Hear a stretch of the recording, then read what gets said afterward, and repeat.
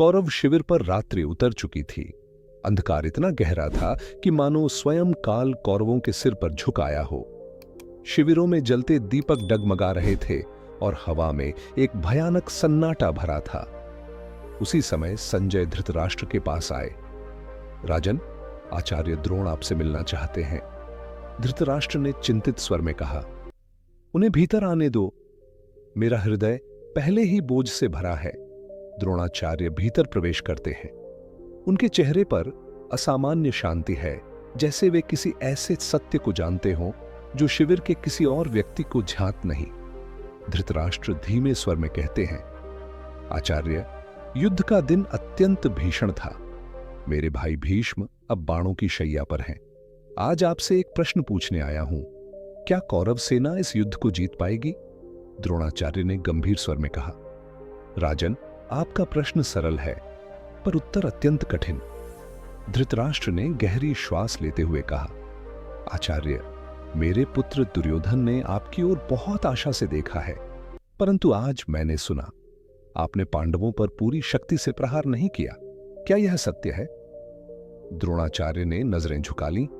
राजन, सत्य को छिपाया नहीं जा सकता। मैं पांडवों का वध नहीं कर सकता। धृतराष्ट्र की आवाज कांप उठी। क्यों आचार्य? क्या आपकी निष्ठा दुर्योधन के पक्ष में नहीं है?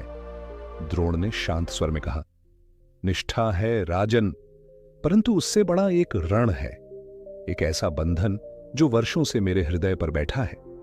धृतराष्ट्र चौंक गए। रण? किसका रण? द्रोण ने कहा। अर्जुन का, जिसे मैंने धनुर्विद्या का न केवल ज्ञान दिया बल्कि अपना सर्वस्व दे दिया। मैं उसे अपने पुत्र से भी बढ़कर मानता हूं। और ब्राह्मण का शाप अपने शिष्य के रक्त से हाथ रंगने पर उतर सकता है। धृतराष्ट्र ने व्याकुल होकर पूछा, तो क्या आप कहना चाहते हैं कि आप पांडवों को जीवित ही रहने देंगे? द्रोण थोड़ा आगे झुकते हैं। राजन, एक और रहस्य है जिसे बहुत कम लोग जानते हैं। धृतराष्ट्र ने घबराते हुए कहा। कौन सा रहस्य? आचार्य, स्पष्ट कहिए। द्रोण ने धीमे भारी स्वर में कहा, पांडवों के प्राणों की रक्षा स्वयं कृष्ण कर रहे हैं। यह केवल युद्ध नहीं, यह धर्म और अधर्म का निर्णायक संग्राम है। जहां धर्म खड़ा होता है वहां देव भी अदृश्य रूप से खड़े होते हैं। धृतराष्ट्र के हाथ कांप उठे। तो क्या मेरे पुत्रों की मृत्यु निश्चित है? द्रोण ने गंभीर स्वर में कहा। राजन, जो युद्ध कृष्ण की उपस्थिति में लड़ा जाए उसमें विजय शस्त्रों से नहीं मिलती। वह तो पहले ही धर्म की ओर नत हो चुकी होती है। धृतराष्ट्र की आंखों से आंसू बहने लगे। आचार्य, क्या कुछ भी नहीं बचा? द्रोणाचार्य ने अंतिम बार धृतराष्ट्र की ओर देखा। राजन, एक सत्य और कहूंगा, आपके पुत्र के पतन की जड़ कोई पांडव नहीं, उसका अभिमान है, और यह युद्ध अभिमान से नहीं जीता जाता। धृतराष्ट्र मौन हो गए। शिविर पर छाया अंधकार अब और भी गहरा लग रहा था, मानो आने वाली रात कौरव वंश के भविष्य को निगलने को तैयार हो। द्रोणाचार्य धृतराष्ट्र के कक्ष से बाहर निकले। रात्रि का अंधकार और भी भारी हो चुका था। हवा में एक अजीब सी बेचैनी थी, मानो युद्ध का काल स्वयं शिविर में भटक रहा हो। संजय उनके पीछे पीछे धीमे कदमों से चलता है। उसके मन में कई प्रश्न उभर रहे थे जिन्हें वह दबा नहीं पा रहा था। कुछ दूर जाकर संजय ने रुका और विनम्र स्वर में बोला, गुरुदेव, यदि अनुमति हो तो एक बात पूछूं? द्रोण ने बिना पीछे मुड़े कहा। पूछो संजय, तुम्हारी दृष्टि सत्य को देखने में सक्षम है, पर ध्यान रखना, कुछ सत्य बोझ बन जाते हैं। संजय ने साहस जुटाया। गुरुदेव, क्या यह सत्य है कि पांडवों का वध आप नहीं कर सकते? क्या यह केवल आपका आरण है या कुछ और भी है जिसे आप छिपा रहे हैं? द्रोण धीरे धीरे मुड़े। उनकी आंखों में गहरा रहस्य चमक रहा था। उन्होंने कहा, संजय, बहादुर वे नहीं जो शस्त्र उठाते हैं, बहादुर वे हैं जो सत्य को जानकर भी मन स्थिर रख सके। क्या तुम यह भार सहन कर सकोगे? संजय ने दृढ़ स्वर में कहा, गुरुदेव, मैं धृतराष्ट्र की आंखें हूं। यदि सत्य छिपा रह गया तो अंधकार में न केवल राजा बल्कि पूरा कौरव वंश भटक जाएगा। कृपया बताइए, वह सत्य क्या है? द्रोण ने गहरी सांस ली। संजय, पांडव केवल मनुष्य नहीं हैं, वे धर्म के वाहक हैं। उनके पीछे एक ऐसी शक्ति खड़ी है जो अदृश्य है परंतु अडिग है। संजय ने धीरे से कहा, आप कृष्ण की बात कर रहे हैं? द्रोण ने सिर हिलाया। कृष्ण केवल एक राजनयिक नहीं, वे इस युद्ध के धागों को अपनी इच्छा से बुन रहे हैं। जहां उनका संकल्प होता है वहां मृत्यु भी पीछे हट जाती है। संजय का चेहरा गंभीर हो गया। तो क्या यह युद्ध पहले ही निर्धारित है? द्रोण ने कहा। संजय, मानव युद्ध लड़ते हैं पर विजय देवताओं के निर्णय से मिलती है। कौरवों के पक्ष में शूरवीर तो हैं, पर धर्म उनके विरुद्ध खड़ा है और धर्म के संरक्षण हेतु कृष्ण स्वयं उपस्थित हैं। संजय की आवाज धीमी पड़ गई। तो आचार्य, कल का दिन, कल आप रणभूमि में क्या करेंगे? द्रोणाचार्य ने उत्तर नहीं दिया। कुछ क्षण तक वे चंद्रमा की धुंधली रोशनी को देखते रहे, फिर धीमे पर टूटे हुए स्वर में बोले, संजय, कल का दिन मेरे जीवन का सबसे कठिन दिन होगा। मैं एक पिता भी हूं, एक गुरु भी और एक सेनापति भी, पर कल एक वचन, एक शाप और एक सत्य, इन तीनों में से कौन मुझे नियंत्रित करेगा, मैं स्वयं नहीं जानता। संजय ने भयभीत होकर पूछा, गुरुदेव, क्या आपको कोई पूर्वाभास है? द्रोण ने उसकी ओर देखा।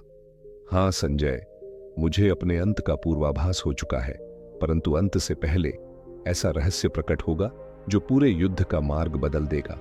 संजय का हृदय धड़क उठा। कैसा रहस्य गुरुदेव? द्रोण ने ठंडी हवा की ओर देखते हुए कहा, वही रहस्य जो एक पिता के हृदय को तोड़ देगा। और उसी क्षण द्रोण रणभूमि से विदा हो जाएगा। संजय स्तब्ध रह गया। रात्रि का अंधकार एक क्षण में और गहरा हो गया, जैसे काल स्वयं द्रोण की बातों को सुनकर मुस्कुरा उठा हो। रात्रि गहराई थी। कौरव शिविर का हर दीपक डगमगा रहा था, मानो अपने भीतर की लौ को बचाने के लिए संघर्ष कर रहा हो। और इसी डगमगाती रोशनी में चल रहे थे आचार्य द्रोणाचार्य। उनके मन में एक अजीब सी शांति थी। यह शांति युद्ध की नहीं थी, यह शांति उस व्यक्ति की थी जिसने अपने अंत को स्वीकार कर लिया हो। उस रात द्रोणाचार्य अकेले शिविरों के बीच से गुजरे। हवा में रक्त की गंध थी, मृत्यु की आहट थी, पर एक और चीज थी, धर्म की पुकार। द्रोणाचार्य जानते थे कि अगले दिन उनका जीवन एक ऐसा मोड़ लेने वाला है जहां से न लौटने का कोई मार्ग नहीं। लेकिन उस भयावह वातावरण में भी उनके भीतर भय नहीं था, क्योंकि वे जानते थे मनुष्य की महानता उसकी शक्ति में नहीं, उसके स्वीकार में होती है। युद्ध में हजारों खड़े थे, शकुनी जैसे षड्यंत्री, कर्ण जैसे पराक्रमी, दुर्योधन जैसा गर्वीला, पर द्रोण के भीतर केवल एक ही संघर्ष था, अपने आप से। वह संघर्ष जो हर मनुष्य लड़ता है, जिम्मेदारी और सत्य के बीच, कर्तव्य और अंतर्मन के बीच, वचन और हृदय के बीच।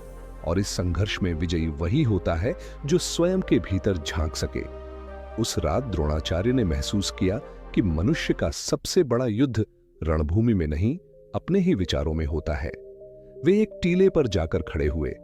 चांद धुंधला था और धरती मानो मौन होकर उनसे कुछ कह रही थी। द्रोण के भीतर एक अनुभूति जागी। कभी कभी जीवन में पराजय से अधिक महत्वपूर्ण होता है यह जानना कि हम किसके लिए लड़ रहे हैं। और एक दिन ऐसा आता है जब मनुष्य को स्वयं को छोड़कर धर्म को अपनाना पड़ता है। द्रोणाचार्य की सांसें गहरी हुईं। उन्होंने ऊपर आकाश की ओर देखा और सोचा, कल मैं गिर जाऊंगा, पर मेरे भीतर का धर्म नहीं गिरेगा। यही विचार उन्हें अडिग बना रहा था। वे जानते थे कि आने वाला दिन उनकी मृत्यु लेकर आएगा, पर उसी के साथ लोगों को एक ऐसा संदेश भी देगा जो हजारों वर्षों तक जीवित रहेगा। कभी कभी हार भी जीत होती है, यदि वह धर्म की रक्षा के लिए दी गई हो। उस रात द्रोणाचार्य के कदमों में कोई थकान नहीं थी। उनकी निगाहें डगमगाती नहीं थीं, क्योंकि जिसने अपनी नियति स्वीकार कर ली हो, जो स्वयं को पहचान चुका हो, वह अजेय हो जाता है। युद्ध की आहट दूर से सुनाई देती रही। रात बीतती रही, पर द्रोणाचार्य की आत्मा पहले ही विजयी हो चुकी थी। उन्होंने अपने भीतर कहा, मनुष्य का अंत तभी होता है जब वह स्वयं की सच्चाई से मुंह मोड़ ले, लेकिन जो धर्म के मार्ग पर चलता है वह कभी समाप्त नहीं होता। और इसी विचार के साथ द्रोणाचार्य शिविर लौटे, एक ऐसे पुरुष की तरह जो पराजय को भी धर्म की विजय मानकर चल पड़ा हो। धृतराष्ट्र और द्रोणाचार्य का रहस्य भरा संवाद, संजय और द्रोणाचार्य की गूढ़ रात्रि और द्रोणाचार्य की प्रेरणादायक आखिरी कथा, इन सब में एक ही सूत्र छिपा था, धर्म की खोज। इन वार्ताओं के पीछे केवल युद्ध नहीं था, बल्कि यह संदेश था कि मनुष्य का असली रण उसके भीतर ही जलता है। भीतरी संघर्ष, कर्तव्य का बोझ और धर्म की पुकार, यही वे अग्नियां हैं जिनसे होकर हर महान आत्मा गुजरती है। द्रोणाचार्य ने अपने जीवन के अंतिम क्षणों में भी हमें यही सिखाया कि जब सत्य सामने खड़ा हो तो सबसे बड़ी शक्ति है उसका सामना कर पाना। यदि आप इस कथा के अंत तक पहुंचे हैं तो आपका मन भी खोज के उस मार्ग पर है जहां धर्म, सत्य और आत्मबल की आवाज सुनाई देती है। इस वीडियो में हमारे साथ बने रहने के लिए आपका हृदय से धन्यवाद। आप जैसे श्रोताओं के कारण ही हम ऐसी गूढ़ और प्रेरणादायक कथाएं आप तक पहुंचाते रह पाते हैं। धन्यवाद। जुड़े रहिए, क्योंकि इतिहास के हर पन्ने में एक नया रहस्य आपका इंतजार कर रहा है। यह कथा केवल महाभारत की नहीं, हम सभी के जीवन की है। हर व्यक्ति अपने भीतर एक द्रोण, एक संजय और एक धृतराष्ट्र लिए चलता है, जो सत्य जानना चाहते हैं, जो सत्य देखना चाहते हैं और जो सत्य से डरते हैं। जब ये तीनों एक साथ खड़े हो जाते हैं, तभी मनुष्य अपने जीवन के सबसे बड़े निर्णय लेता है, और वही निर्णय उसके भविष्य का निर्माण करते हैं। कौरव शिविर के ऊपर रात का आकाश मानो काला वस्त्र ओढ़े खड़ा था। दूर कहीं एक धीमी सी ध्वनि थी, शंख की प्रतिध्वनि, जैसे समय स्वयं युद्ध के अगले दिन का उद्घोष कर रहा हो। द्रोणाचार्य अपने तंबू की ओर लौट रहे थे। हर कदम उनके भीतर एक प्रश्न जगाता, जीवन ने जो दिया, क्या वह मैंने सार्थक किया? उनके मन में एक गहरी अनुभूति उठी। युद्ध ने केवल शरीरों को घायल नहीं किया, उसने मन को भी टुकड़ों में बांट दिया था। द्रोण ने अपने भीतर झांका। कितने वचन उन्होंने निभाए, कितनी प्रतिज्ञाएं उन्होंने निभाई, पर एक प्रतिज्ञा थी जो उन्हें आज भी अंदर से तोड़ रही थी, पुत्र का संरक्षण। अश्वत्थामा का मुख उनके सामने तैर उठा, युद्ध की आग में तपता हुआ, क्रोध से भरा और अपने पिता की महत्वाकांक्षाओं से प्रेरित। द्रोणाचार्य ने सोचा, मनुष्य जब अपने स्वार्थ को धर्म समझ लेता है, तभी उसका पतन आरंभ होता है। वे शिविर के बीच चलते रहे, चारों ओर सोए हुए सैनिक, कुछ कराहते हुए, कुछ सपनों में तलवारें घुमाते हुए, पर सभी के सीने पर एक ही बोझ था, कल क्या होगा? और यही प्रश्न द्रोणाचार्य के भीतर भी उछल रहा था। अचानक एक हल्की हवा चली। द्रोण ने महसूस किया कि यह हवा साधारण नहीं थी। उसमें एक अदृश्य संदेश था, मानो कोई शक्ति उन्हें पुकार रही हो। उन्होंने आंखें बंद कीं और भीतर एक आवाज गूंजी। जब मनुष्य अपने अंत को पहचान लेता है, उसी क्षण उसके भीतर का डर मर जाता है। द्रोण ने उस क्षण महसूस किया, उनका भय समाप्त हो चुका है। अब वे मृत्यु से नहीं डरते, अब उन्हें हार या जीत का मोह नहीं रहा।